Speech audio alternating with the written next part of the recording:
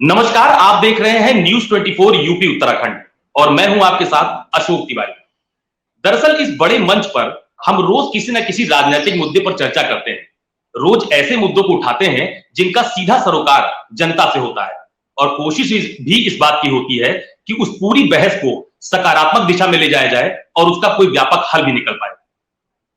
लेकिन आज 5 सितंबर है, आज शिक्षक दिवस है। तो आज हम लोगों ने तय किया कि आज कोई राजनीतिक चर्चा नहीं होगी, बल्कि शिक्षा जगत को लेकर चर्चा होगी। हमारी कोशिश ये थी कि आज शिक्षक दिवस के अवसर पर एक ऐसा मुद्दा उठाया जाए और उस पर ऐसी बहस हो जिसका कोई सार्थक परिणाम भी निकले। तो 5 सितंबर शिक्षक दिवस के दिन हमने शिक्षा को ही एक बड़ा मुद्दा बनाया और ये तय किया कि आज शिक्षक दिवस के दिन हम तमाम सारे शिक्षकों से ही चर्चा करेंगे और जो मूलभूत मुद्दे हैं उनको लेकर क्या कुछ बेहतर परिणाम निकाले जा सकते हैं, इन तमाम सारी बातों को लेकर उनसे बात भी करेंगे। उत्तर प्रदेश में शिक्षा व्यवस्था को सुदृढ़ करने के लिए, बेहतर करने के लिए तमाम सारी सरकारों ने प्रयास भी किया है। शिक्षक दिवस के दिन समूचे देश में, चाहे वो कॉलेज हो, स्कूल हो या विश्वविद्यालय हो, वहां पर तरह तरह के आयोजन किए जाते हैं जहां पर शिक्षकों को सम्मानित किया जाता है और शिक्षकों को लोग सुनते भी हैं। ठीक इसी तरह से आज यूपी के मुख्यमंत्री योगी आदित्यनाथ ने भी लोक भवन में शिक्षक दिवस के अवसर पर 94 शिक्षकों को सम्मानित किया।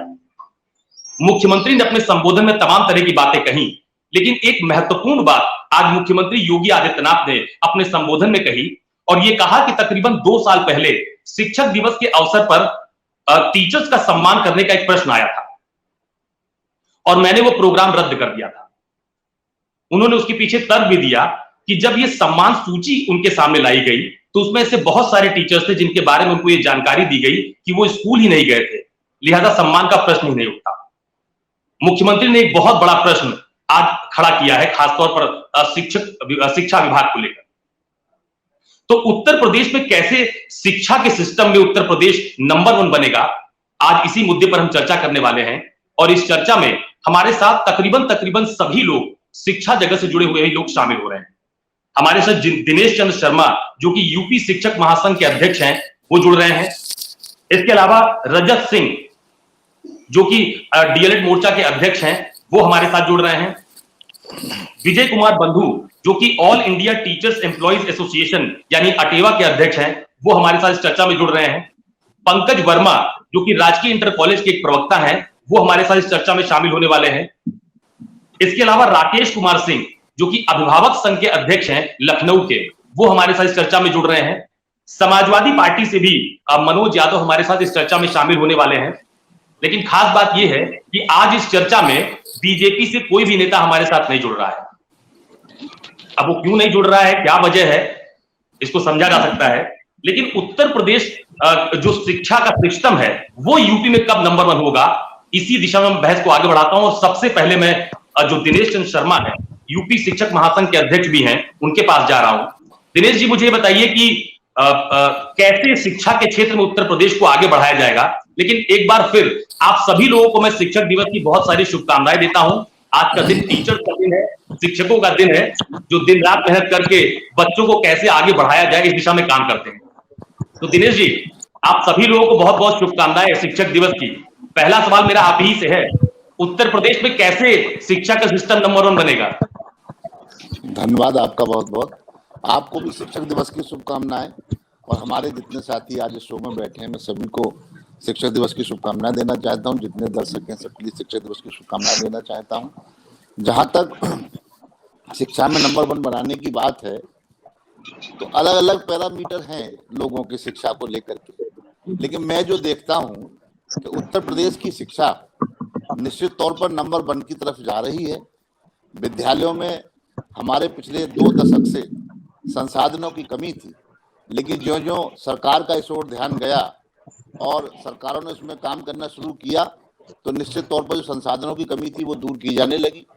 इससे पहले की सरकारों ने उस दिशा में काम किया। वर्तमान जो सरकार है वो भी मिशन कायाकल्प ला करके विद्यालयों में हमारी मांग थी। जब हमारे शिक्षक संघों का मांग पत्र जाता था तो हम सबसे पहली मांग यही करते थे कि छात्रों को बैठने के लिए भाई उचित फर्नीचर दिया जाए। सरकार ने वो दिया है।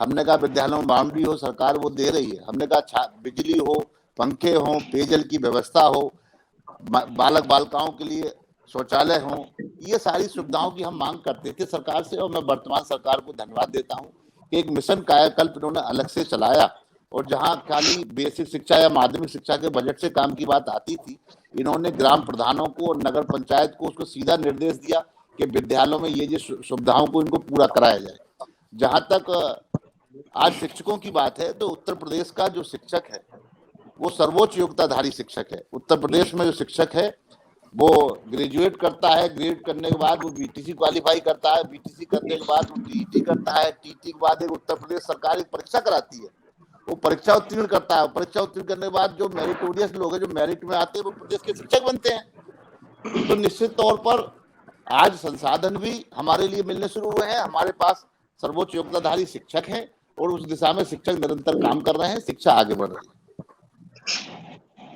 लेकिन दिनेश जी, आपने कहा कि चीजें पहले से बेहतर हुई हैं, लेकिन आपको ये नहीं लगता है कि अभी बहुत ज्यादा सुधार की जरूरत है? आप कह रहे थे कि स्कूलों में बैठने की उचित व्यवस्था हो गई, पानी की उचित व्यवस्था हो गई, लेकिन मैं व्यक्तिगत तौर पर ऐसे बहुत सारे स्कूल जानता हूं जहां पर टीचर्स के बैठने के लिए टेबल या कुर्सियां नहीं है। आपकी बात से मैं सहमत हूं। मैंने क्या कहा कि जो 2 दशक पहले व्यवस्था थी उसमें सुधार हो रहा है, तो सुधार तो प्रकृति का नियम है, अनवरत चलता रहा है ना, बेहतर और उससे भी बेहतर ये सब चलता है। तो मैंने आज जो आपसे कहा कि जो चीजें पहले थी निश्चित तौर पर आज उससे हम लोग आगे बढ़े हैं। और अध्यापकों की बात है, चूंकि अभी आपने शिक्षा की बेहतरी की बात की, जब अभी अध्यापकों को हमने इसमें बात नहीं की। अध्यापकों पर तो आज मैंने लिखा है, बहुत कुछ लिखा है कि अध्यापकों के साथ जो स्थिति, जो व्यवहार किया जा रहा है अधिकारियों के द्वारा, वो मुझे लगता है ऐसा तो व्यवहार कभी अंग्रेजी शासन काल में नहीं हुआ होगा जैसे अधिकारी आज व्यवहार कर रहे हैं। लेकिन उस पर आपकी डिबेट नहीं है, उस टॉपिक पर डिबेट आज नहीं है, तो मैं उस पर नहीं कहना चाहता। और साल में एक दिन मंच सजा करके हमारे कुछ साथियों को माला पहना देने से शिक्षकों का सम्मान नहीं हो जाता है। पहले भावना प्रदर्शित होनी चाहिए, उनके साथ जो व्यवहार है अधिकारियों का, सरकार को उसकी समीक्षा करनी चाहिए। अभी कल 5 सितंबर से एक दिन पहले उत्तर प्रदेश का लाखों शिक्षक कल बीएसए कार्यालय पर धरने पर था। तो मैं तो माननीय मुख्यमंत्री से अनुरोध करता हूं कि इसकी समीक्षा करनी चाहिए। वो कौन से कारण है, कौन अधिकारी दोषी है जो शिक्षक दिवस की पूर्व संध्या पर प्रदेश का लाखों शिक्षक और अपनी सीएल लेकर के धरने पर था। तो ये शिक्षकों से जुड़े मुद्दे हैं। चूंकि आपकी डिबेट में मैंने ये विषय नहीं देखा, उसको मैंने नहीं कहा, लेकिन हम जहां तक जो हमारा पहला काम है, हमारा काम है कि हमारे विद्यालय, हमारे छात्र, जो हमारा उद्देश्य है ये आगे बढ़े, समाज के निर्माण में, राष्ट्र के निर्माण में हम अच्छे छात्र दें, छात्रों को आगे बढ़ाएं, ये शिक्षक का काम है। उस दिशा में सरकार सहयोग कर रही है, शिक्षक भी निरंतर जो उसका कर्तव्य है उस पर आगे बढ़ रहा है। विजय कुमार बंधु जी, एक बड़ा सवाल ये है कि क्या सरकारी स्कूलों में प्राइवेट स्कूल से बेहतर पढ़ाई नहीं की जा सकती? क्या ये व्यवस्था नहीं हो सकती है?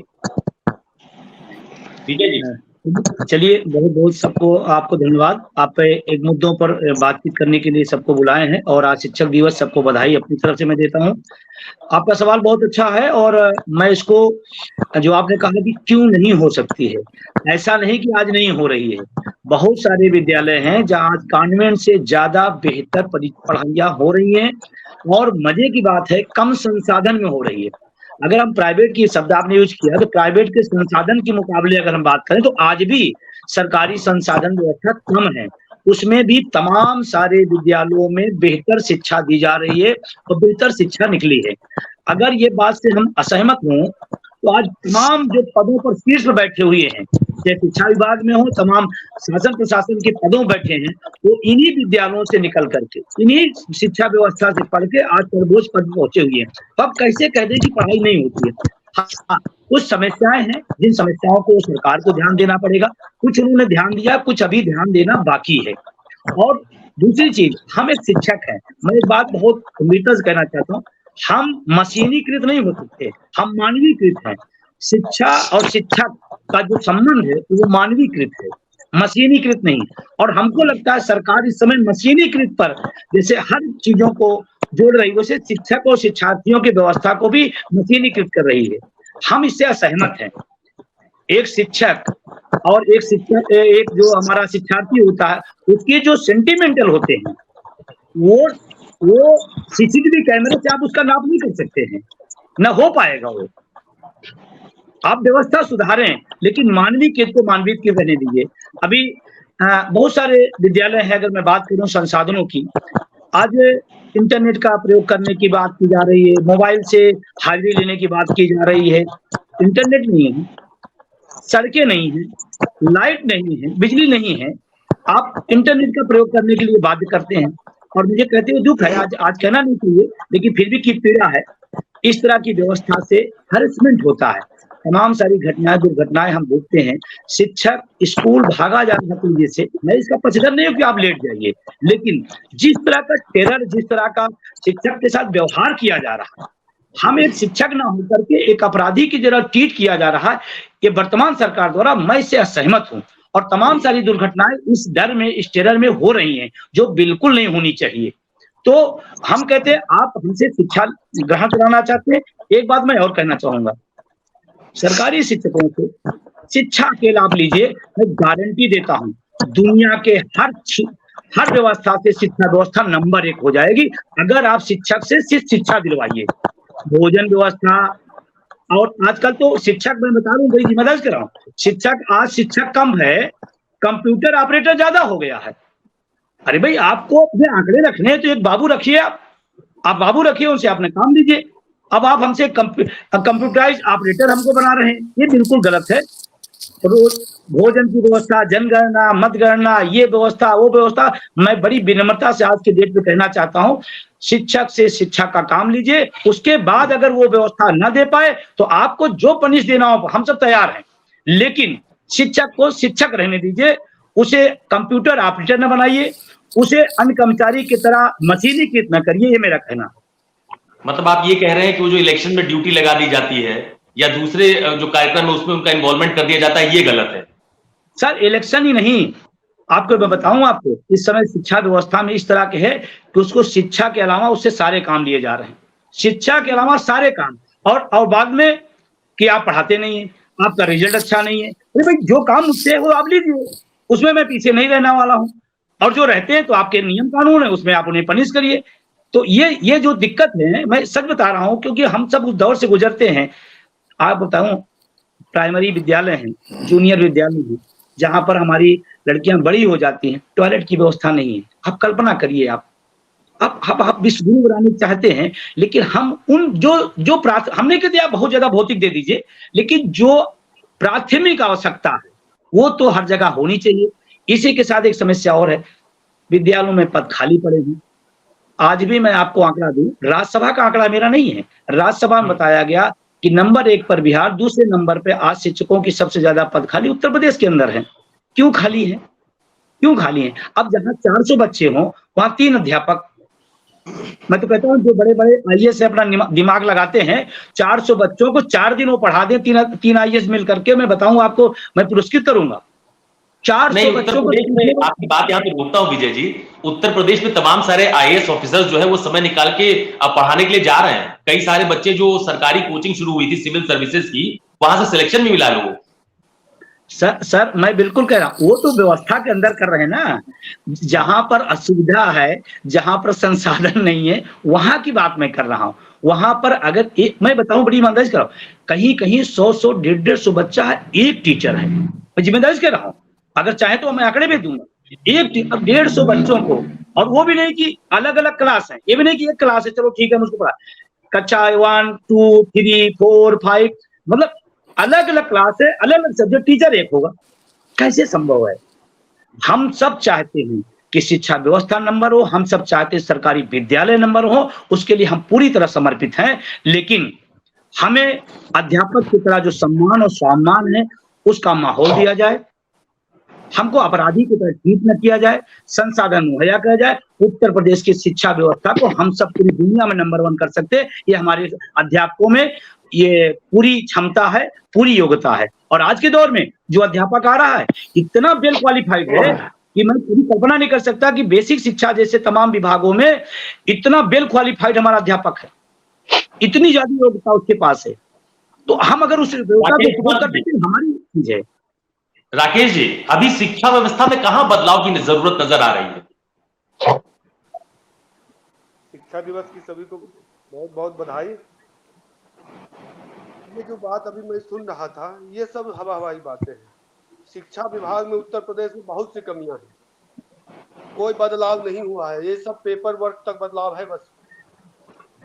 अगर शिक्षा विभाग में बदलाव हुआ है तो सरकारी स्कूल में जितने अधिकारी हैं क्यों नहीं सरकारी स्कूल में अपने बच्चे को एडमिशन करा लेते हैं, क्यों प्राइवेट में अच्छे स्कूल में एडमिशन कराते हैं? अगर आप, मैं तो ये कहता हूँ उत्तर प्रदेश सरकार को सरकारी स्कूल इतना बेहतर कर दे तो लोग प्राइवेट स्कूल क्यों भागे? और सरकारी स्कूल क्यों लोग जाना चाहते हैं? नहीं जाना चाहते क्यों? क्योंकि टीचर अच्छे नहीं है, पढ़ाई अच्छे नहीं होते हैं। ये बदलाव बहुत जरूरी है। ये बदलाव सरकार बस सिर्फ पेपर वर्क तक बदलाव है, ये नहीं है। नहीं, किस तरह का बदलाव, किस तरह के बदलाव की बात आप कर रहे हैं? वही सवाल मेरा आपसे है। आप ये कह रहे हैं कि जो सरकारी अधिकारी है वो अपने बच्चों को सरकारी स्कूल में भेजें, ये मुद्दा कई बार उठा भी है, लेकिन आप लोग किस तरह के बदलाव की उम्मीद करते हैं? मेरा सवाल ये है। जब सरकारी स्कूल का जब सरकारी स्कूल में अधिकारी के बच्चे पढ़ेंगे तो नॉर्मल स्कूल अपने आप स्कूल का जो शिक्षा व्यवस्था है वो दुरुस्त हो जाएगा। मैं इनसे, हमारे जो प्रिय साथी हैं, ये सहमत नहीं है इनकी बात से। नहीं, मैं इनसे जानना चाहता हूँ, इनके बच्चे कहाँ के सरकारी स्कूल में पढ़ते हैं? सरकारी स्कूल में इतनी व्यवस्था बनाइए ना आप, जो मेरे बच्चे पढ़ेंगे। क्यों नहीं, तो आपको जब आपका सरकारी स्कूल से वास्ता नहीं है, आप कह रहे हैं वो अध्यापक खराब है, हवाई बात आप कर रहे हैं मेरे भाई। या तो आप नहीं, मेरा सवाल राकेश जी, मेरा सवाल दिनेश जी, मैं आपको रोक रहा हूँ। पढ़ते नहीं है, आपने एक सिनेरियो बना लिया। अरे पहले आप पहले बात कर रहे, आप तो भेजो अपने बच्चों को।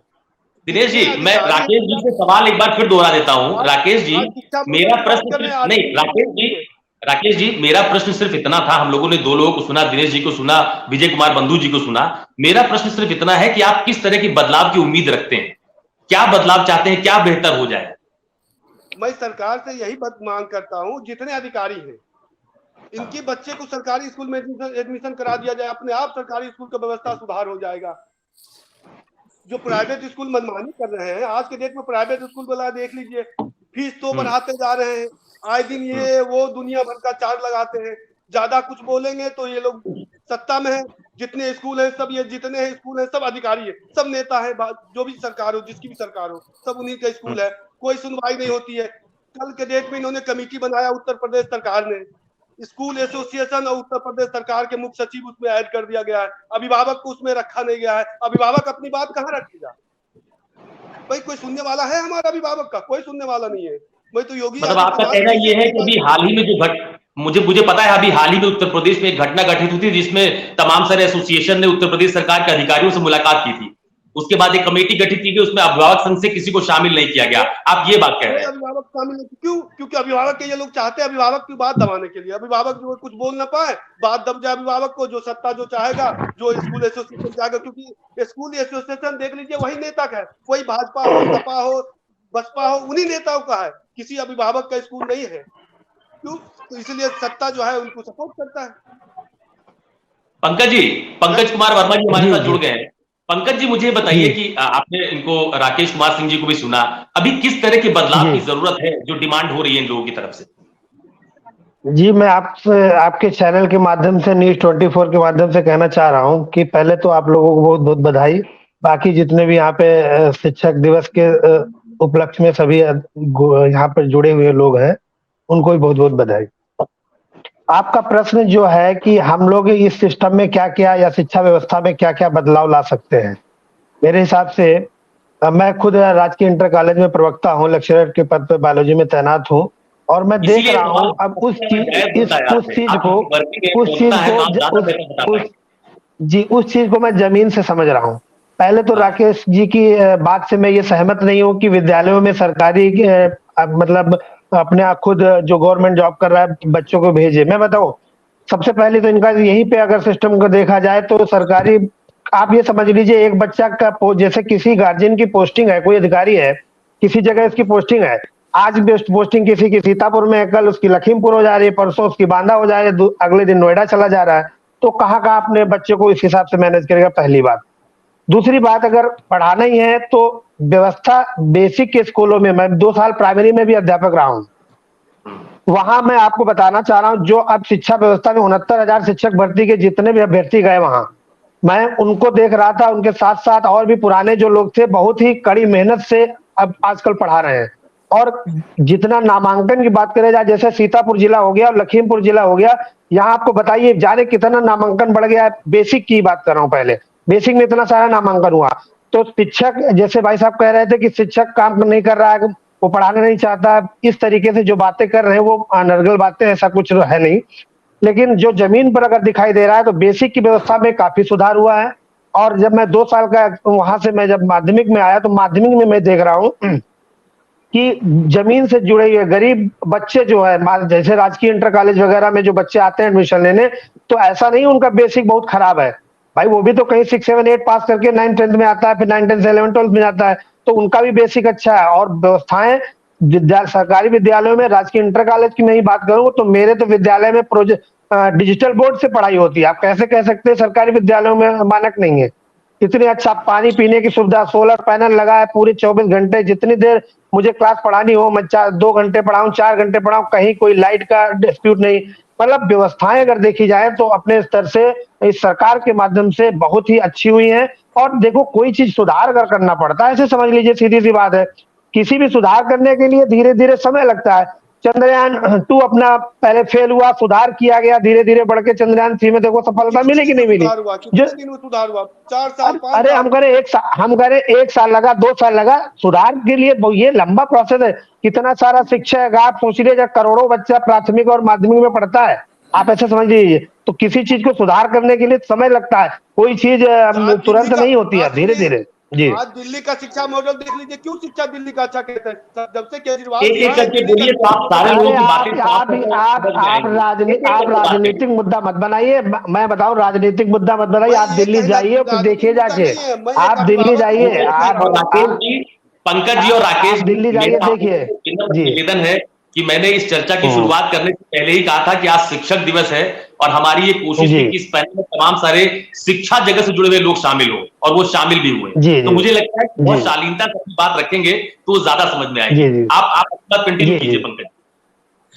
तो आप व्यवस्था की बात कर रहा था, जितने भी माध्यमिक विद्यालय है मैं देख रहा हूँ वहां पे, हाँ, एक चीज की कमी मुझे जरूर महसूस होती है। मैं जो जमीन से देख रहा हूँ जिस चीजों को, वहां पे शिक्षकों की कमी है, ये बात मैं मानता हूँ। लेकिन अगर उस चीज को भी धीरे धीरे अगर सही किया जाएगा, तो अगर शिक्षक प्रॉपर व्यवस्था में वहां पर रहेंगे, तो आप मानिए व्यवस्था जो पढ़ाई का लेवल है और एजुकेशन जो बहुत अच्छा और हो जाएगा। मुझे तो नहीं लग रहा है कि इतना अच्छा तरीके से जो भी आजकल गवर्नमेंट कॉलेजों में जिस टेक्निक से पढ़ाई कराई जा रही है और अन्य तरीकों को यूज किया जा रहा है, हम लोग अभी कंप्यूटर टेक्नोलॉजी के थ्रू भी बच्चों को पढ़ाना सिखा रहे हैं, डिजिटल लैब के थ्रू भी काम कर रहे हैं, तो बहुत सारी सुविधाएं मिली है।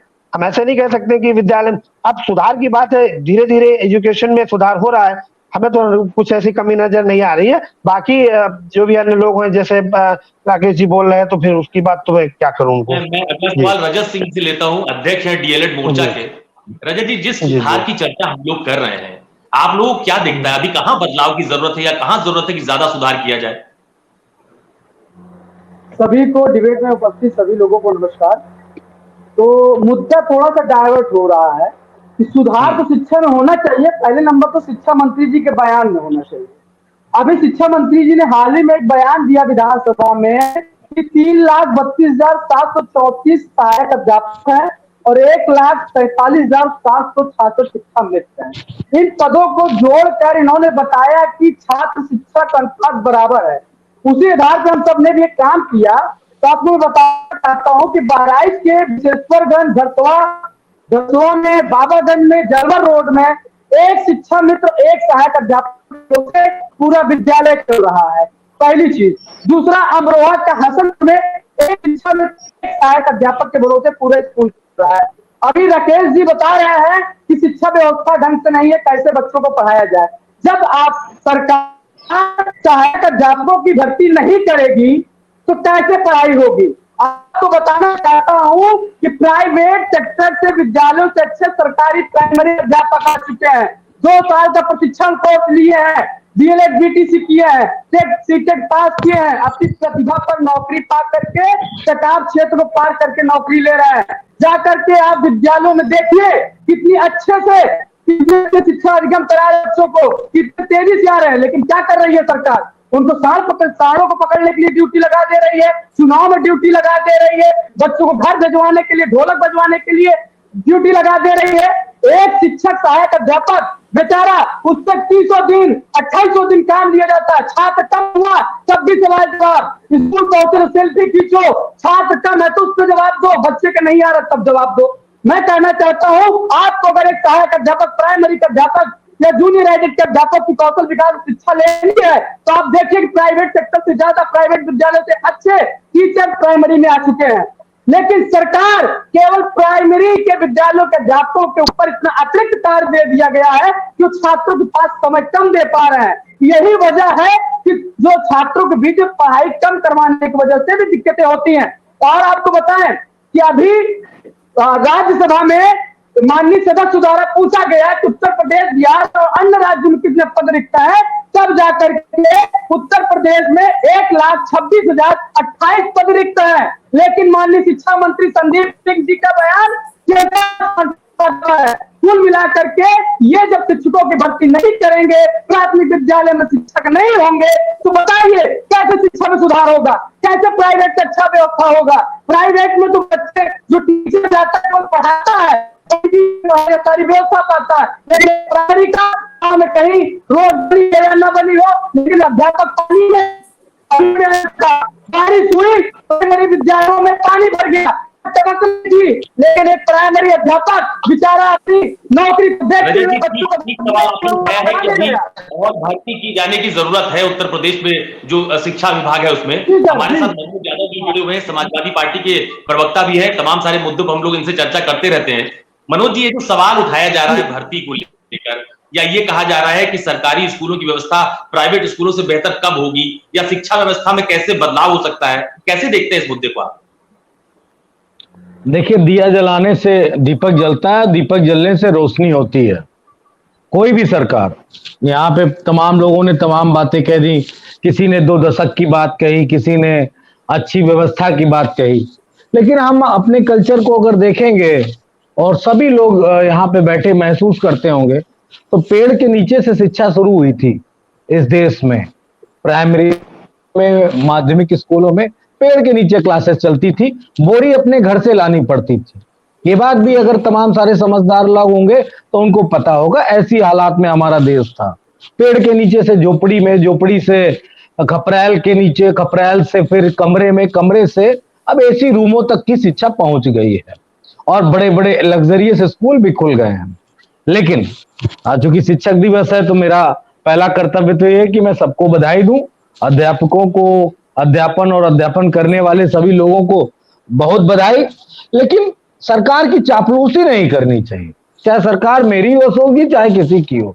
सरकार को हमेशा आईना दिखाना चाहिए। मैं पवन सिंह नाम है मेरे ख्याल से, पवन सिंह की बात से, राकेश सिंह की बात से बिल्कुल 100% और विजय बंधु जी की बात से सहमत। सरकार को आईना दिखाओ ना, आपका क्या कर लेंगे, क्या कर लेंगे? हम कह रहे हैं 90% काम हो चुका है, 99% हो चुका है, 1% की कमी है ना, उसके लिए भी सरकार को आईना प्रतिदिन दिखाएंगे। क्यों? जब तक आईना नहीं दिखाओगे सुधार नहीं होगा। पिछले 2 दशक से अब बहुत अच्छा हो गया है, बिल्कुल सब धन्य धान फूल फलन हो गया है। इससे सरकारें हमारे ख्याल से नकारात्मक दृष्टिकोण की तरफ चली जाएंगी। क्या व्यवस्था ठीक हो गई?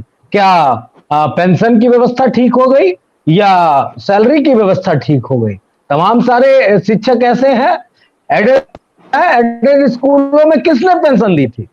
अब उन व्यक्ति को धन्यवाद दीजिए। आज तो वो वाले एडेड वाले जो इंटर कॉलेज के अध्यापक रिटायर होके प्राचार्य आज जो 70,000 रुपए पेंशन उठा रहे हैं, वो कभी आदरणीय नेताजी को धन्यवाद देते हैं क्या? नहीं देते हैं ना। तो जो व्यवस्थाएं आपकी पूर्व की सरकारों ने आपके शिक्षण और संस्थानों को बेहतर बनाने के लिए किया था, वो व्यवस्थाएं मुझे नहीं लगता है कि आज की डेट में कोई करता हुआ नजर आ रहा है।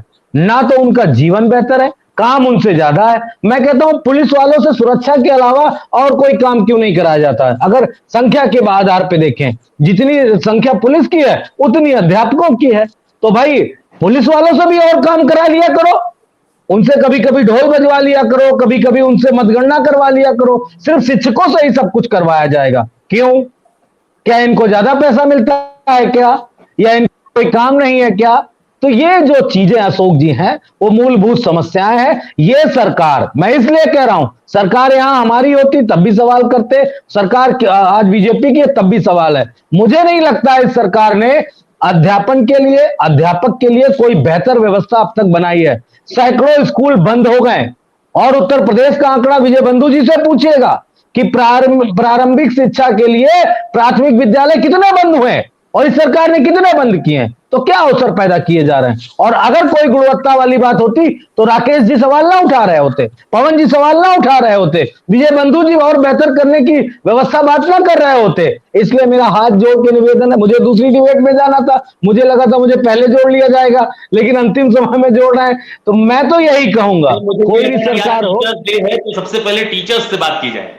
नहीं बिल्कुल बिल्कुल नहीं, आपको बहुत बहुत धन्यवाद, आपने टीचरों से बात की, लेकिन हम लोग भी एक शिक्षक ही हैं, सरकार को आईना दिखाने का काम करते हैं और सरकार से सवाल पूछने की हिम्मत सबकी नहीं होती है। विपक्ष हमेशा सत्ता और विपक्ष में रहने का अभ्यस्त है, इसीलिए सरकार से सवाल पूछ सकता है। लेकिन मैं सभी को धन्यवाद दूंगा और मैं ये बात जरूर कहूंगा, कई अध्यापक मेरे प्राथमिक विद्यालय के जानने वाले हैं जिन्होंने अपने दम पे उस विद्यालय की बिल्कुल कल्पना को बदल दिया है। मेरठ का एक रजपुरा स्कूल है, वहां की एक शिक्षिका है, मुझसे व्यक्तिगत तौर पे जुड़ी है, उन्होंने उस पूरे कॉलेज को ही बदल दिया। लाखों रुपए उन्होंने अपनी जेब से खर्च किए और किसी अंग्रेजी माध्यम स्कूल की तरह वो पढ़ा रही। तो ऐसा जज्बा हर शिक्षक के अंदर होना चाहिए।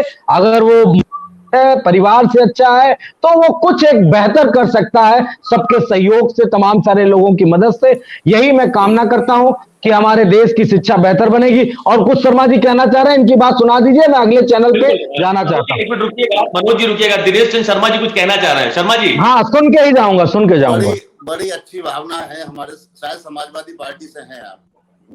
शायद नहीं हूँ ही भाई, शायद नहीं हूँ। हम तो मित्र जो है सदैव सरकारों को ही आईना दिखाते हैं, है ना। और अभी चूंकि विषय दूसरा था, पुरानी पेंशन का नहीं था, लेकिन ये राजनीतिक दलों की बहुत बड़ी बुराई है कि जब विपक्ष में होते हैं तो बातें बहुत बहुत अच्छी करते हैं, लेकिन जब सत्ता में होते हैं तो रुख दूसरा होता है। अब मैं तो नहीं चाहता था लाना, अभी जैसे हमारे वर्तमान मुख्यमंत्री, जब वो मुख्यमंत्री नहीं थे, उन्होंने लिख करके दिया था भाई पुरानी पेंशन होनी चाहिए, लेकिन जब बन गए तो कह रहे भाई अब तो हम नहीं दे सकते। भाई स्थिति आपकी भी है। ना, हमने शिक्षा मित्रों को 3500 रुपए से लेके 40,000 रुपए पे किया, सहायक अध्यापक बनाया हमने। अरे मनोज जी, दिनेश जी को बात पूरी कर लेने दीजिए। ये बंधु जी आप जिनकी बात का समर्थन कर रहे हैं, हमारे भाई हम भी समर्थन करते हैं हमारी बात। यही बंधु जी आपकी सरकार में बेगम हजरतमहल पार्क से लेकर के जुलूस चले थे पुरानी पेंशन के लिए, और आपकी सरकार की पुलिस ने इतना लठ चलाया कि रामाशीष सिंह नाम का एक शिक्षक शहीद हो गया। वो शहीद हो गया, विजय बंधु पर मुकदमा लिखवा दिया गया आप ही की सरकार में। अभी वर्तमान सरकार का मैं समर्थक नहीं हूँ, में कोई शिक्षक मरा नहीं है। तो आप भी जानिए आपने क्या किया है। बिल्कुल, जब विपक्ष में बैठ के अच्छी बात है जवाब दे जाइए, ऐसा हुआ था नहीं। विजय बंधु जी बताएंगे कि रामाशीष आपकी सरकार में मारा गया था, नहीं मारा गया था? बिल्कुल, लाठीचार्ज हुआ, बाकायदे हमारे साथी का पुलिस लाठीचार्ज में हत्या हुई। आज भी FIR उसका मैं झेल रहा हूँ, आज भी मेरे पर कई मुकदमे उसके उसी सिलसिले चल रहे हैं। इसमें कोई दो राय नहीं है। जिन लोगों ने सरकार में रह करके शिक्षकों के प्रति वो किया, उसको दुष्परिणाम भी भोगा है और उसी का नतीजा रहा कि आज वो सत्ता से बाहर है। हम जैसे लोग जो है सरकारों से लड़ते हैं, किसी दल की चाटकांता नहीं करते हैं हम लोग, न किसी दल से पंकज जी, ये बात है डिबेट से। मैं अगला सवाल पंकज जी से ले लूं। पंकज जी खुद एक प्रवक्ता है राजकीय इंटर कॉलेज में। पंकज जी, कॉलेज में टीचर्स की कमी महसूस होती है क्या? मतलब जितनी होनी चाहिए उतनी पूरी हो गई है क्या? आपको लगता है, क्योंकि आप प्राइमरी में भी रहे, इंटर कॉलेज भी इस वक्त आप हैं।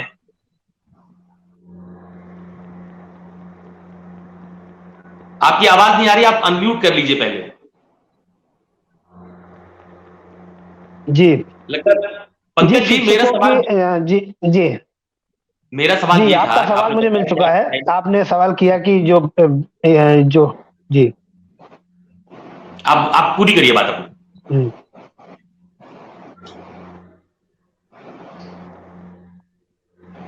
मेरा सवाल ये था कि आप प्राइमरी में भी पढ़ा चुके हैं, इंटर कॉलेज में भी नहीं मिल रही है। ठीक है, मैं रजत सिंह से सवाल ले लेता हूं। रजत सिंह डीएलएड मोर्चा के अध्यक्ष हैं। रजत जी, आप अभी तमाम सारी चीजों को उठा रहे थे, कह रहे थे कि वो अभी टीचर्स की कमी पूरी नहीं हुई है, टीचर्स की बहुत ज्यादा आवश्यकता है स्कूलों में। बेशक मैंने आपको आंकड़ा बताया तो सर, कि मैं तो बोल ही रहा हूँ कि पूर्व शिक्षा मंत्री सतीश द्विवेदी जी के आप जाके देखिए, वहां पर दैनिक भास्कर ने अपना रिपोर्ट जारी किया है, उसमें वहां पर भी बहुत सारे शिक्षकों की कमी है, हर जिले में शिक्षकों की कमी है। और आप आंकड़ों को देखना है, मैं तो कह रहा हूँ, मैं तो विद प्रूफ के साथ डिबेट में बैठता हूँ कि कहाँ कितने पद रिक्त है। आपको हर जिले में पद रिक्त है, केवल सरकार आंकड़ों को छुपा रही है। एक रटाया हुआ बयान यूपी प्राथमिक में, चाहे पूर्व शिक्षा मंत्री सतीश द्विवेदी जी हो या मौजूदा संदीप सिंह जी हो, बस एक रटाया बयान बेसिक विभाग से सीखा है इन्होंने कि अनुपात समानुपात के ये खेल जो रख लिए हैं, इसमें बस यही बताएंगे कि बच्चा का छात्र और शिक्षा का अनुपात बराबर है। अरे हम ये कहना चाह रहे हैं कि अगर छात्र और शिक्षा का अनुपात बराबर है, तो ये जो यूनेस्को की रिपोर्ट के अनुसार 2,39,000 पद रिक्त दिया गया है, जो ये शिक्षा मंत्रालय ने 1,26,028 पद के रिक्त का डाटा दिया है, ये कहां से जारी हुआ? या तो सूबेदार सिंह, जो सुप्रीम कोर्ट में सरकार ने खुद हलफनामा लगाया और बताया 51,112 पद रिक्त है। तो जब ये पद रिक्त नहीं है, तो ये सब चीजें डाटा निकल के कहां से आ रहा है? केवल सरकार अपने राजकोष की बढ़ोतरी के साथ साथ भर्ती नहीं देना चाहती है, क्योंकि शिक्षा विभाग में केवल सरकार पैसा खर्चा करना चाह रही है। इनको चाहिए कि कुल कम से कम छात्रों नौनिहालों के भविष्य के साथ खिलवाड़ नहीं करना चाहिए। वहां पढ़ने वाला गरीब नौजवान का, जो घर परिवार के ही बच्चे होते हैं, जो उस विद्यालय में पढ़ने जाते हैं, आप देखिए जाकर के। मैं तो कह रहा हूं कि अशोक जी, आप जाके देखिए, प्राइमरी के हालात बहुत खराब है। ये जो कायाकल्प का ढिंढोरा पीट रहे हैं, छत टपक रही है, बारिश हो जाए तालाब बन जाता है, लेकिन तब भी वहां का सहायक अध्यापक बेचारा पढ़ाने जाता है छात्रों के भविष्य के साथ। उनकी जांच मैं भी आपको बता रहा हूँ, कवड़ियों की सेवा में लगा दे रहे हैं, पुलिस प्रशासन भी पैर धुल रहा है। अरे अच्छी चीज है, धर्म अच्छी चीज होता है, लेकिन धर्म के नाम पर जो अफीम हर बात सुंघाने का काम सरकार कर रही है, गलत है। एक शिक्षा की देश का निर्माण करता होता है। आज शिक्षकों का पद नहीं बढ़ा जा रहा है, एकदम छात्र लाखों लोगों को डीएलएड बीटीसी करा दिया है। हर साल 2,35,000 की फौज खड़ी होती जा रही है। मैं 2017 का छात्र हूँ, इसमें मौजूदा इलाहाबाद विश्वविद्यालय का छात्र हूँ। आज 5 साल से लड़ाई लड़ रहा हूँ, विधानसभा हो या मुख्यमंत्री आवास हो, शिक्षा मंत्री आवास हो, लगातार लड़ता हूँ, लेकिन क्या मिला? नौकरी नहीं मिली। FIR फर्जी हमारे ऊपर लगा दिया गया। 3-3 दिन के लिए रिमांड में पुलिस प्रशासन हमको ले लेती है। आज ये दिन है, आज भी शिक्षक दिवस में हम सब पत्थर गिरजा घर पर शिक्षक भर्ती और रोजगार मुद्दे पर धरना प्रदर्शन किया गया है, लेकिन कोई सुनने वाला नहीं है, कोई हम तक की आवाज उठाने वाला नहीं है। मैं न्यूज 24 को धन्यवाद देता हूँ कि आज शिक्षक दिवस पर शिक्षकों की पीड़ा के लिए और छात्र शिक्षकों की पीड़ा के लिए आपने डिबेट रखा। मैं उसका तहे दिल से आभार व्यक्त करना चाहता हूँ।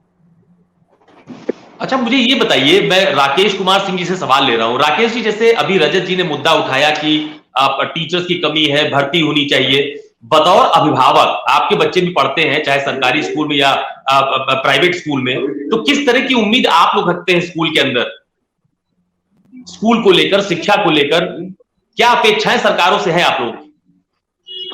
टीचर की बहुत कमी है, टीचर की कमी है। स्कूल मैं शुरू से ये मांग कर रहा हूँ, स्कूल को, अगर सरकारी स्कूल को दुरुस्त करना है तो सर जितने भी अधिकारी हैं, जितने भी IAS सभी बच्चों को सरकारी स्कूल में एडमिशन करा दिया जाए। कल ना बेहतर हो जाए तो बताइएगा, हाँ अभिभावक ने ये मुद्दा जो उठाया है, इस मुद्दा जो है सॉल्व हो गया है।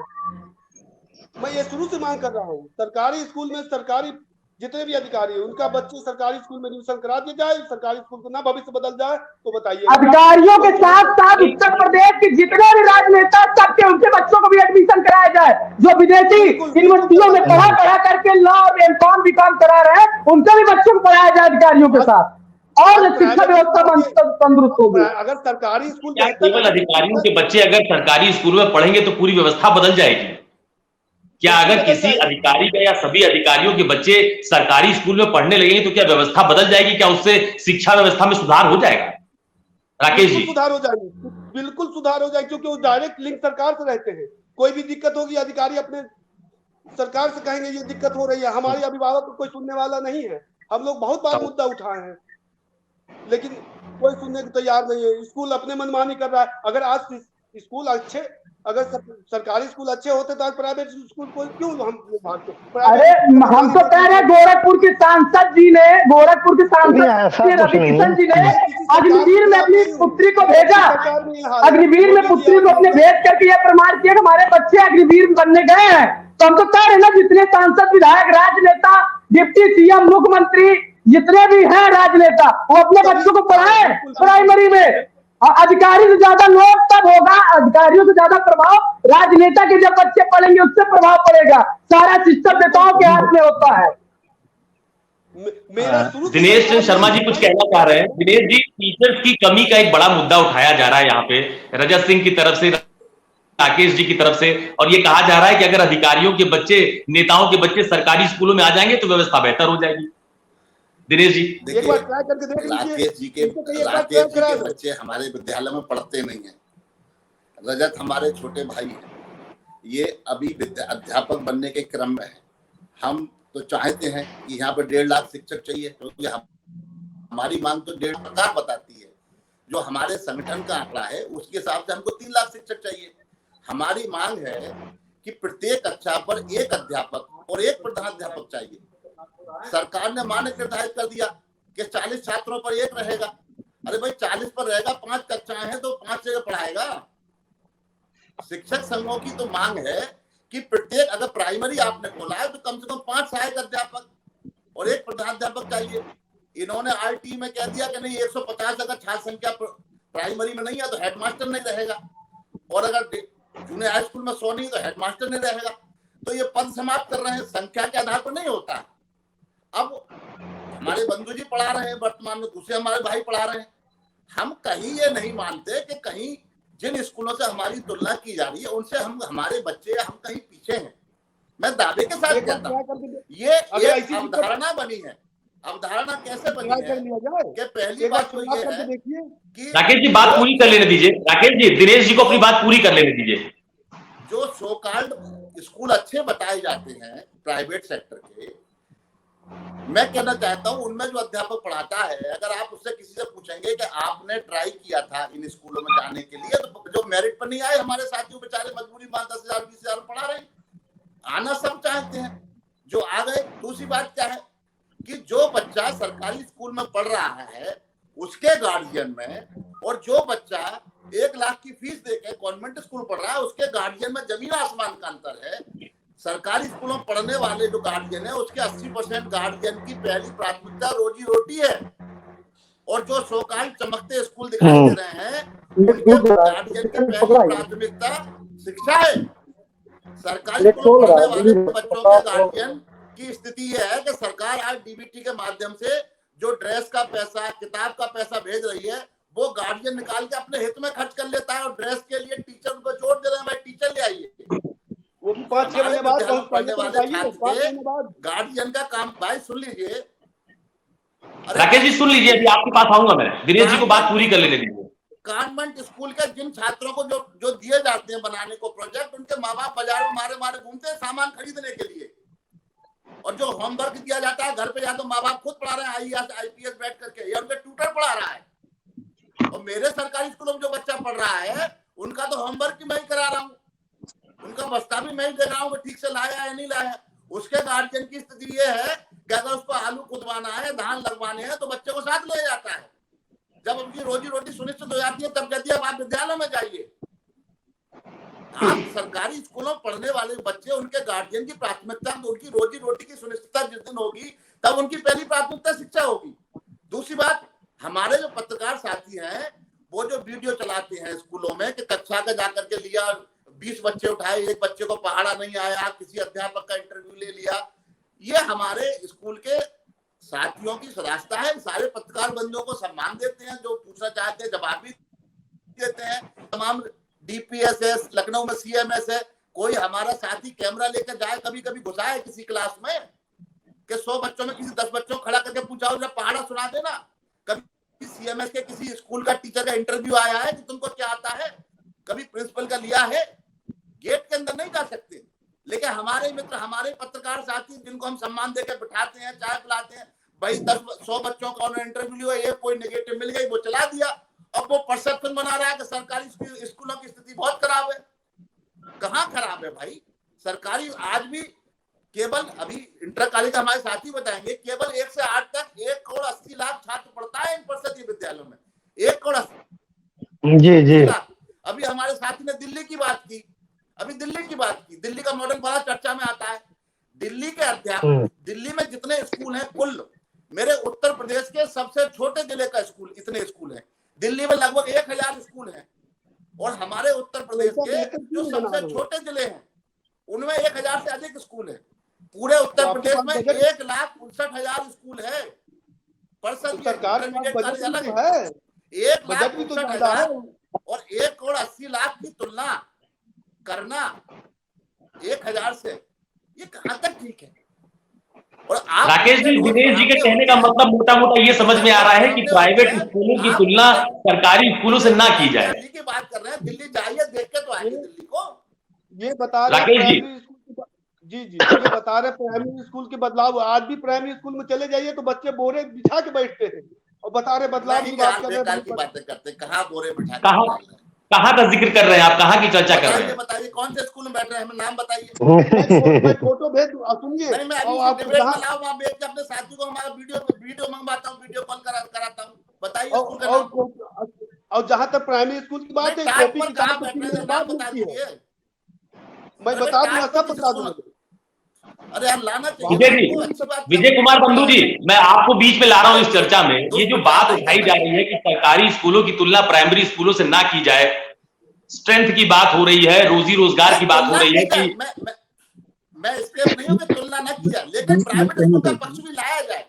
अगर 100% सरकारी स्कूलों के बच्चों का वीडियो कॉल हमारे साथी करें, उसके बाद जो नामी ग्रामी उनके चले जाए, उनसे भी पूछ ले भाई, उनका भी तो वीडियो है। लर्निंग विजय बंधु जी, एक नहीं हो सकता। लर्निंग लेवल सबका एक नहीं हो सकता। एक सकारात्मक चर्चा के लिए बैठे हुए कोटा में 25 छात्रों ने आत्महत्या की है, वो सारे प्राइवेट संस्थान है। क्या कोटा में कोचिंग लेने वाले सारे लोग IIT में आ रहे हैं? क्या यूपीएससी की तैयारी करने वाले सारे लोग यूपीएससी में आ रहे हैं? तो लर्निंग लेवल सबका नहीं एक हो सकता। अगर नहीं, पिछले कई वर्षों से हम लोग जो रिजल्ट्स आ रहे हैं कॉम्पिटिशन्स के, उसमें हम लोग देख रहे हैं कि ग्रामीण परिवेश के बच्चे, ग्रामीण क्षेत्रों में पढ़ने वाले बच्चे, सरकारी स्कूल में पढ़ने वाले बच्चे बहुत अच्छा अटेम्प्ट कर रहे हैं, उनको सफलता मिल रही है अलग अलग कॉम्पिटिशन्स में। ये हम लोग देख रहे हैं रिजल्ट के आधार पर। जी। लेकिन सवाल विजय कुमार बंधु जी, वही मैं आपसे पूछ रहा था कि ये जो तुलनात्मक बात हो रही है, ये कितनी जायज है? नहीं, तुलना करें, तुलना से हमें कोई दिक्कत नहीं है, लेकिन तुलना के साथ संसाधन पर, और हमारे पास जो बच्चे आते हैं, मैं बड़ी ईमानदारी से कहना चाहता हूं, हमारे पास खुमचा वाला, ठेला वाला, मजदूर वाला, जिसकी जो क्षमता है 10% वो भी आता है हमारे यहाँ, तो हम उसको 33 करते हैं, हम किसी को 40 करते हैं, और उनके पास जो जाता है वो 70% वाला जाता है, 80 हो जाता है। 33 वाले को अगर 60 हम कर रहे हैं तो हमको लगता है हम सब बेहतर कर रहे हैं। हाँ, सुधार की जहां गुंजाइश है बिल्कुल उसमें किया जाएगा, उसमें कोई इब्बट नहीं है। लेकिन मैं 2 सवाल इसलिए उठा रहा जाता हूँ इस साथ में, अभी क्योंकि लेटेस्ट की घटना है, और अभी मेरा जो सबसे बड़ा विषय है, और आज के डेट में हमारा ही नहीं, सारे शिक्षक कर्मचारियों का विषय है। अभी 3 तारीख को घोषी माननीय मुख्यमंत्री जी गए थे, और हमारी अटेवा की टीम ने वहां इतना ही कहा कि माननीय मुख्यमंत्री जी हमारे अभिभावक हैं, आ रहे हैं, तो अपना दर्द हम उनको बता दें। इसी बात पर पूरा प्रशासन और सरकार जुट करके रात में हमारे पदाधिकारियों को परेशान किया गया, उनसे जाके जानकारियां ले गई, पूछा गया, और आपको बताते हुए दुख हो रहा है। जैसे आपने कहा शिक्षा में सुधार कैसे होगा, हमने कहा ना अपराधी की तरह हमसे न ट्रीट किया जाए। आज आपने बहुत सारे लोगों को सुना होगा हाउस अरेस्ट, शायद आप सबने सुना होगा कि किसी को हाउस अरेस्ट कर दिया गया, 44 धारा या जो भी प्रशासन समझता, हाउस अरेस्ट सुना होगा।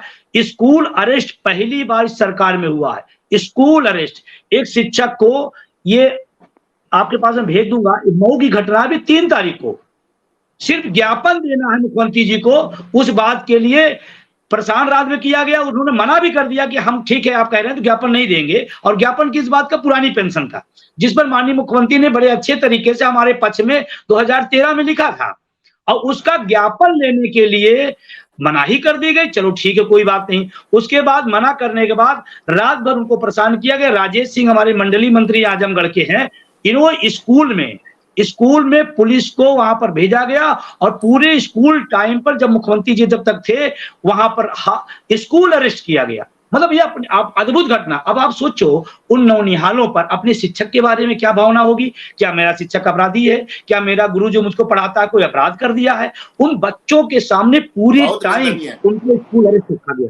ये बहुत निंदनीय है, बहुत ही दुखपूर्ण है। और इस बात के लिए कि हम अपने मुख्यमंत्री से अपनी बात नहीं कह पा रहे हैं, एक सवाल ये बहुत गंभीर है। और ये खबरें ऐसी नहीं, अधिकारी नहीं जानने दे रहे, अधिकारी मुख्यमंत्री तक और नहीं जानने दे रहे। ये कोई हम नहीं, ये आपके मीडिया के साथियों ने वहां बाकायदे इसको रिपोर्टिंग की है। कोई ये नहीं, इसमें आप लिखा हुआ है विद्यालय में देखिए अटेवा के पदाधिकारी को विद्यालय में नजरबंद रखा गया। ये तो पहली बार घटना हुई है, नजरबंद, वो भी स्कूल के अंदर, कैंपस के अंदर। ये दुखद है। एक सवाल जो गंभीर है, अगर शिक्षा सुधार की बात हो रही, पूरे माध्यमिक की मैं बात करूं आपको, माध्यमिक विद्यालय में 1982 की एक धारा बनाई गई थी। सभी की बात है, एक गंभीर, क्योंकि ये गंभीर विषय है और सारे लोग इसको जानते भी हैं। 1982 की एक धारा बनाई गई थी, धारा 21, जिसमें सेवा सुरक्षा का प्रावधान दिया गया था। और वो क्योंकि हम सब लोग चयन बोर्ड से चयनित होकर आते हैं, तो हमारी सेवा सुरक्षा की जिम्मेदारी चयन बोर्ड को होता है, माध्यमिक शिक्षा सेवा चयन बोर्ड।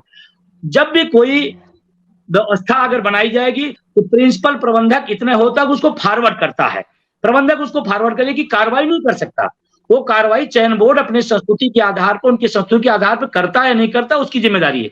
धारा 21 को अभी एक नया शगुफा छोड़ा गया, माध्यमिक को, बेसिक को और उच्च शिक्षा को, तीनों को एक आयोग किया जाएगा। अरे भाई, अलग अलग करके तो आप व्यवस्था नहीं दे पा रहे हो, अलग अलग भर्ती आप नहीं कर पा रहे हो, सबका कल्चर अलग अलग है, आप उस पर नहीं, आप तीनों को एक किया जा रहा है।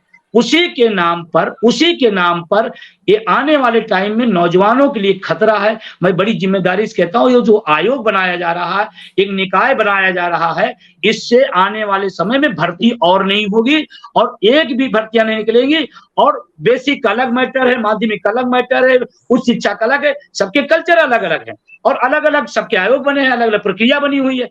आपने एक कर दिया, आप इसलिए कर रहे हैं कि लोगों को रोजगार ना देना पड़े। दूसरा, माध्यमिक की जो समस्या है, धारा 21 जो खत्म की गई, आपको बताऊं, एक भी जो सेवारत इस समय कर्मचारी है, शिक्षक है माध्यमिक का, वो सशंकित है, डरा हुआ है।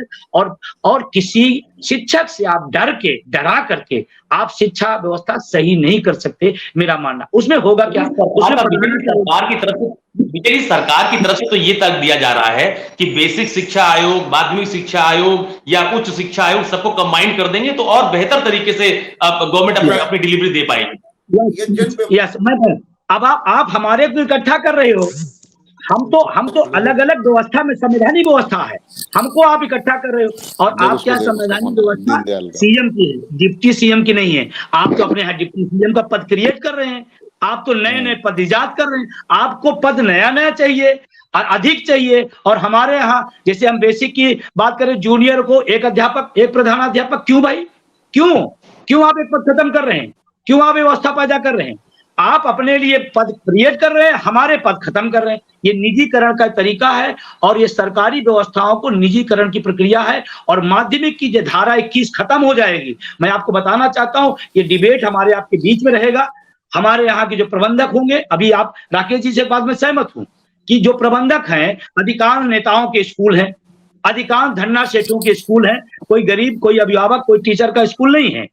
अब क्या होगा कि जब धारा 21 खत्म हो जाएगी, सारा कुछ प्रबंधक के चंगुल में हो जाएगा, तो जानते क्या कहेगा महोदय, टीचर से, एक टीचर, देखिए टीचर एक सम्मानित पद है, उसको आप बिल्कुल हर तरह से आप नहीं हाँक सकते, समझिए मेरी बात को। आज शिक्षक दिवस इसलिए मैं कह रहा हूं, शिक्षक का स्थान इस देश में नंबर 1 पर होता है और होना चाहिए, जो नहीं है। अगर होता तो 3 तारीख को स्कूल में अरेस्ट नहीं होता। अब उससे क्या होगा, प्रबंधक क्या कहेगा, मास्टर जी चलिए हमारे यहाँ से हमारी बेटिया की सगाई है, चले जाओ कहीं खरीदारी करा लाओ। प्रबंधक तनख्वाह नहीं देता, तनख्वाह हमें सरकार देती है। हम धारा 21 से पहले भैया जी यही होता था। मेरी 32 साल की नौकरी हो गई, माननीय ओम प्रकाश शर्मा ने लड़कर के इसको धारा 21 को जुड़वाया था। उससे पहले यही था कि मैनेजर ने अपने शिक्षक जो है गुलाम बना रखे थे और ये फिर गुलामी की तरफ ले जाने की तैयारी है। नहीं, बिल्कुल बिल्कुल आपने सही कहा। मेरे पास समय बहुत ज्यादा नहीं है, तो मैं आप सब लोगों से एक फाइनल कमेंट ले रहा हूँ कि उत्तर प्रदेश में शिक्षा व्यवस्था को कैसे नंबर 1 किया जा सकता है और कहाँ बदलाव की जरूरत है। मैं एक एक करके आप सब लोगों के सुझाव लेता हूं। सबसे पहले दिनेश चंद्र शर्मा जी, आप मुझे बताइए कैसे उत्तर प्रदेश में शिक्षा व्यवस्था नंबर 1 होगी और कहाँ बदलाव की जरूरत है। दिनेश जी। मुझे इतना कहना है कि प्रदेश में प्रत्येक कक्षा पर एक सहायक अध्यापक, प्रत्येक विद्यालय में एक प्रधान अध्यापक और शिक्षकों को शिक्षण के अतिरिक्त किसी अन्य काम में ना लगाया जाए। अधिकारी जाएं तो शिक्षकों से छात्रों के सामने सम्मानजनक व्यवहार करें। पूरा उसके अंदर जब अपना आत्मसम्मान महसूस करेगा, शिक्षण पढ़ाने का माहौल मिलेगा, पर्याप्त शिक्षक होंगे, तो आपको किसी अन्य बात की आवश्यकता नहीं पड़ेगी। निश्चित तौर पर जो पैमाना होना चाहिए हम वहीं पहुंचेंगे। बिल्कुल। राकेश कुमार सिंह जी, अंतिम कमेंट, मुझे ये बताइए कहां बदलाव की जरूरत है यूपी में और कैसे उत्तर प्रदेश की शिक्षा नंबर 1 होगी, शिक्षा व्यवस्था। राकेश जी। पहले तो ये जितने भी खाली पदे हैं इसको तत्काल भरा जाए। जब तक पदे भरी नहीं जाएगी, शिक्षक बढ़ेंगे नहीं तो पढ़ाई होगी नहीं। तत्काल इसको बढ़ाया जाए। उसके बाद मैं सरकार से विनम्र अनुरोध करता हूं, एक बार ये अधिकारी को बच्चे सरकारी स्कूल में डाल के देखे, अगर बदलाव नहीं हुआ तो आप पीछे हट जाइएगा। लेकिन एक बार मैं योगी आदित्यनाथ जी से एक बार रिक्वेस्ट करना चाहता हूं, जो अपने शिक्षा मंत्री से, अपने अधिकारी से एक बार ये कह के देखे, जितने सरकारी अधिकारी हैं अपने बच्चे सरकारी स्कूल में जो है बच्चे को डाला जाए। ना बदलाव हो तो बताइएगा। हाँ, मैं शुरू से मांग कर रहा हूँ, आज से नहीं, मैं ये 5 साल से मांग कर रहा हूँ। इससे पहले पूर्व सरकार भी थी, तब भी मैं मांग करता था। मैं कोई सरकार से कोई मतलब नहीं, मैं एक अभिभावक हूँ। मैं अपना दर्द जो है मैं किससे कहूंगा। आज कमेटी बना लिए हैं तो अपने आप लोग स्कूल मनमानी कर रहा है, सरकार अपनी मनमानी कर रहा है, अभिभावक को कोई सुनने वाला नहीं है। मैं किससे कहूंगा, कोई मेरा सुनने वाला नहीं है। अभी कमेटी बनाया है उत्तर प्रदेश, उसमें मुख्य सचिव है, स्कूल एसोसिएशन है, अभिभावक को क्यों नहीं रखा गया है? कोई जवाब नहीं दे पा रहा है। सुधार के लिए आपको अभिभावक की भी जरूरत है। ऐसा नहीं है सरकार अपनी मनमानी करेंगे। आपको अगर सुधार करना है तो अभिभावक है, टीचर है, सबसे राय मशुरा लेके तब जाके आगे बढ़ते हैं। मेरा यही विनम्र निवेदन है सरकार से, एक बार इस पहल को मान ली जाए। देखिए कैसे बदलाव होता है, ना बदलाव हो तो भी बताइएगा। पंकज जी, जी व्यवस्था में कहां बदलाव की जरूरत है, क्या सुझाव है आपका? मैं आदरणीय मुख्यमंत्री जी से माध्यम के मतलब अपना एक संदेश ये देना चाह रहा हूँ कि शिक्षा व्यवस्था में बहुत ही मतलब पहले से काफी बदलाव हो गया और अच्छा भी चल रहा है। लेकिन उनके कार्यकाल में मैं देख रहा हूँ बहुत अच्छा, मतलब पढ़ाई का मामला पैमाना तो बहुत अच्छा है, लेकिन शिक्षकों की जो कमी है कहीं ना कहीं, वो मुझे भी ऐसी फील होती है कि अगर वो बढ़ेगी तो मैं मतलब दावे के साथ कह रहा हूँ कि माध्यमिक की जो व्यवस्था है, जैसे प्राथमिक की व्यवस्था के लिए रजत जी बात कर रहे थे और सब विजय बंधु और सर लोग बात कर रहे थे, तो मैं इन लोगों की बातों से भी सहमत हूं। अपने विभाग में माध्यमिक की भी बात करूं तो शिक्षकों की अगर पूर्ति कर दी जाए तो काफी हद तक मैं जानता हूं कि व्यवस्था सुधर जाएगी और वो दिन दूर नहीं आएगा जिसमें समय हम लोगों का अपना यूपी का जो अपना जिला यहाँ पे पार्ट है तो आगे रहेगा। जी विजय कुमार बंधु जी, फाइनल कमेंट। जी, सबसे पहले तो जो शिक्षकों की पद खाली हैं उनको तत्काल भरे जाए। दूसरा, जो ये माध्यमिक की धारा लाई जा रही है इसको खत्म किया जाए, और जो तीनों आयोग को ये किया जा रहा है बिल्कुल गलत है। इसका परिणाम बाद में भुगतना पड़ेगा। जैसे एनपीएस की व्यवस्था लाई गई और उसका परिणाम आज हम भुग रहे। पुरानी पेंशन बहाल की जाए और एक फ्रेंडली और हेल्दी माहौल दिया जाए। शिक्षक के साथ शिक्षक का व्यवहार किया जाए। शिक्षा के अलावा जो उसे काम लिया जाए आप उसके लिए कुछ और व्यवस्था बनाइए, उससे लोगों को रोजगार भी मिलेगा। और शिक्षक को सिर्फ शिक्षक बने रहने दिया, उनसे सारे काम लिए जाए, शिक्षक वाले काम लिए जाए। अगर कोई काम ना लिया जाए, शिक्षा अपनी नंबर 1 पर चली जाएगी, इसमें कोई दो राय नहीं है। लेकिन हम भविष्य के निर्माता हैं, हम भारत के निर्माता हैं, हम अपने भविष्य के लिए चिंतित हैं। हमारी पुरानी पेंशन, बुढ़ापे की लाठी, अगर हम चिंतित हैं, हम बच्चे का भविष्य कैसे सुंदर बना सकते हैं? ये बहुत बड़ा सवाल है। और माननीय मुख्यमंत्री जी, मेरा निवेदन है, आपने तो पत्र लिखा था, शानदार पत्र लिखा था, पुरानी पेंशन बहाल की, 5 राज्यों में बहाल कर दिया, मुख्यमंत्रियों ने बहाल किया, तो आप भी बहाल कर सकते हैं। और एक ही बात कहूंगा माननीय मुख्यमंत्री से, पुरानी पेंशन के लिए रीत सदा चली आए, प्राण जाए पर वचन न जाए। और पिछले 6 साल से वो वचन का मैं इंतजार कर रहा हूं कि कब माननीय मुख्यमंत्री जी शिक्षकों को आत्मनिर्भर बनाने का, वो जो सामाजिक सुरक्षा थी उसकी पुरानी पेंशन बहाल करेंगे। ये बड़ा सवाल है, चिंतनीय सवाल है, इस पर काम करना पड़ेगा। देखिए, एक बड़ा महत्वपूर्ण सवाल राकेश कुमार सिंह जी ने अभी उठाया था, मैं एक बार उसमें फिर आप लोगों से बात करना चाह रहा हूं। राकेश जी ने कहा कि कोई कमेटी बनी तो सरकार के लोग शामिल हो गए, जो स्कूल कॉलेज एसोसिएशन उसके लोग शामिल हो गए, अभिभावक कहाँ जाए, ये एक बड़ा सवाल है। दिनेश जी मुझे ये बताइए, दिनेश जी मुझे बताइए कि जो अभिभावक है ये अपनी बात कहाँ करेंगे? और अभिभावक को रखना चाहिए। और एक बात और मैं जोड़ना चाहता हूँ, प्राइवेट स्कूलों को नियंत्रण किया जाए। फीसों का जो पैमाना है बिल्कुल बेलगाम है और चंदा चोरी देते हैं, इसलिए उन पर नियंत्रण किया जाए। एक गरीब अभिभावक प्राइवेट स्कूलों में पढ़ाने की स्थिति में नहीं, बिल्कुल सहमत है। और जिसकी समस्या है, जैसे पुरानी पेंशन का मामला, कोई कमेटी बने और उसमें एनपीएस वाला ना रखा जाए, गलत है। अभिभावकों के लिए कोई व्यवस्था बनाई जा रही है, उसमें अभिभावक नहीं है, ये कैसी तमाशा बना रहे हैं। सरकारी आदमी सरकारी चीजों को बिल्कुल अभिभावक होना चाहिए, टीचर होने चाहिए और उसमें अधिकारी भी होने चाहिए, तब आप समस्याओं का हल निकाल पाएंगे। और प्राइवेट स्कूलों पर नियंत्रण बहुत जरूरी है और इसीलिए फीस की जो वृद्धि नहीं हो पा रही है, जो बढ़ती जा रही है, हर साल बढ़ती जा रही है, उस पर कोई नियंत्रण नहीं। गरीब आदमी चाह करके भी आने वाले समय में अपने आप बाहर हो जाएगा। दिनेश जी, मैं राकेश जी की बात से सहमत हूं। जो भी आदेश, जो व्यवस्था बनती है उसमें लोगों को शामिल करके ही हम अच्छी व्यवस्था बना सकते हैं, लोगों को बाहर करके नहीं बना सकते हैं। लेकिन आज राकेश जी बात सही है, अभिभावक होना चाहिए और मैं तो उनकी इस बात का भी समर्थन करता हूं। भाई अधिकारी भी आवे, अधिकारी आवे तो टीचर भी आएंगे, सारे लोग आएंगे, हमसे असहमत नहीं है। हम जो कहते हैं हम सबका स्वागत है। लेकिन आज सबसे बड़ी बात यही है कि अधिकारी बिल्कुल, अभी आज शिक्षक दिवस का कार्यक्रम है, इस प्रदेश में 10 लाख शिक्षक है, चंद शिक्षक बुलाए हुए हैं, वहां मुख्यमंत्री जी हैं, मंत्री जी हैं, बेसिक के हैं, माध्यमिक की हैं, अधिकारी हैं। ठीक है, आपने बुलाया, माला बनाई, अपनी अपनी बात कर ली, लेकिन वहां कोई शिक्षक प्रतिनिधि नहीं है, क्योंकि अधिकारी वहां आने नहीं देना चाहते। अगर शिक्षक प्रतिनिधि वहां पर आएगा तो शिक्षक प्रतिनिधि आएगा तो अपनी बात कहेगा तो बताएगा कि अधिकारी कहाँ गड़बड़ कर रहे हैं। तो अधिकारी ने माहौल ऐसा बनाया हुआ है कि अधिकारी ऐसा प्रस्तुत कर रहे हैं कि हम जो कर रहे हैं वो सर्वोत्तम है। अब ये सरकार की जिम्मेदारी है, जनता के बीच सरकार को जाना होता है, अधिकारियों को जाना नहीं होता है।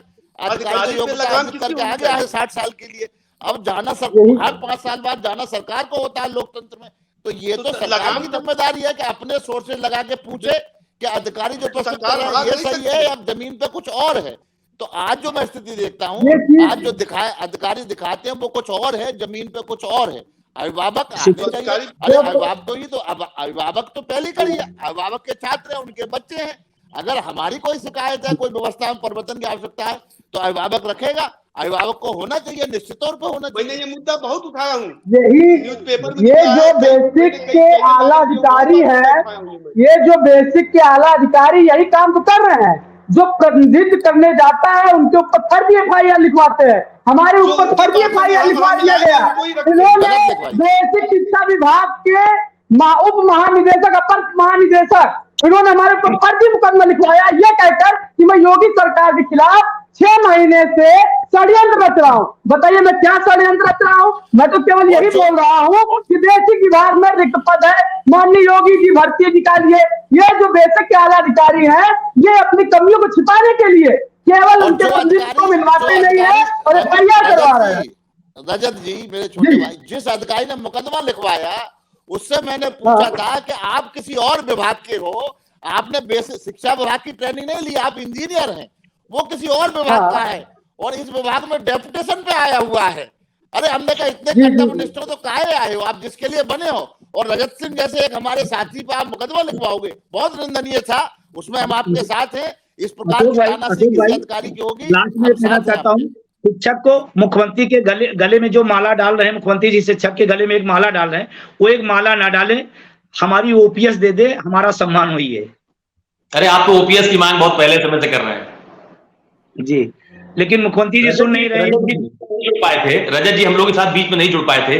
रजत जी, मैं सब लोगों से ये बात कर रहा था कि उत्तर प्रदेश में शिक्षा व्यवस्था कैसे नंबर 1 हो, किस तरह के बदलाव की जरूरत आप लोग महसूस करते हैं, क्या कहना है? केवल 2 मुद्दे पर सरकार को कार्य करना चाहिए। पहले रिक्त पदों पर भर्ती करना चाहिए, और दूसरा शिक्षक को शिक्षक कर्तव्य निभाने के लिए उन्हें दोबारा कहीं क्षेत्र में ना लगाया जाए। केवल उनको जो दायित्व दिया गया है शिक्षक भर्ती करके शिक्षक का कार्य के लिए दिया गया है, उनसे शिक्षक कार्य करवाया जाए।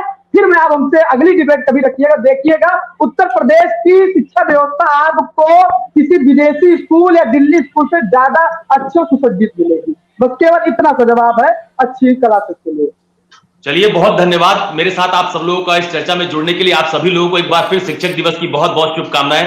बहुत धन्यवाद दिनेश चंद्र शर्मा जी, रजत सिंह जी, विजय कुमार बंधु जी, पंकज वर्मा जी, मनोज यादव जी और राकेश कुमार सिंह जी, तमाम सारे लोग जो मेरे साथ इस चर्चा में जुड़े, उन सभी को बहुत बहुत धन्यवाद। और आज शिक्षक दिवस के अवसर पर इस तरह की चर्चा को आयोजित करने का मकसद सिर्फ इतना था कि कम से कम जो शिक्षा व्यवस्था में सुधार की बात कही जाती है या शिक्षा की गुणवत्ता को लेकर जो तमाम तरह के तर्क दिए जाते हैं, उसकी वास्तविकता लोगों के सामने आ पाए। इसीलिए आज इस तरह की चर्चा को आयोजित किया गया है।